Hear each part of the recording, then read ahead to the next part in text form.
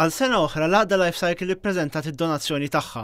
Magna tal-Kliwi li tista' taħdem għal aktar minn 24 siegħa lis-sezzjoni tal-kura intensiva l-ITU. Din il-magna għandha tintuża minn persuni li jkollhom xi ħsara fil-kliwi sakemm ifiequ, bħal pereżempju wara xi inċident.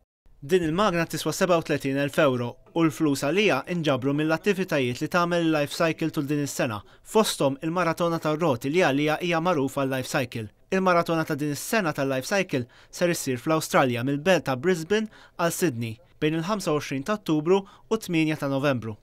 Tkellimna mad-direttur mediku tal-Isptar Mater Dei, it-tabib David Kassar, li saħaq fuq l-importanza ta' sinerġija bejn il-pazjent u tmexxija tal-isptar sabiex jingħata servizz aħjar.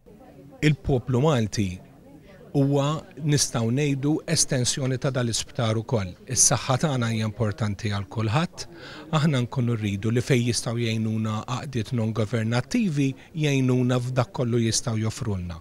Imma kull persuna għandu x'joffri. Aħna qegħdin hemm għall-għajnuna tal-pazjent, qegħdin hemm għall-għajnuna tal-familji fejn ikollhom bżonn jiddiskutu magħna dejjem għall-aħjar ta' kulħadd. Kellimna wkoll ma' membri tal-Għaqda Life Cycle fejn qasmu magħna ħsibijiet tagħhom dwar x'inhuma l-prijoritajiet tal-għaqda tagħhom għall-kura tal-pazjenti tar-Renal Unit tal-isptar. Ħanjaħtlu għal ċertu spejjeż tista' jkunu over the years.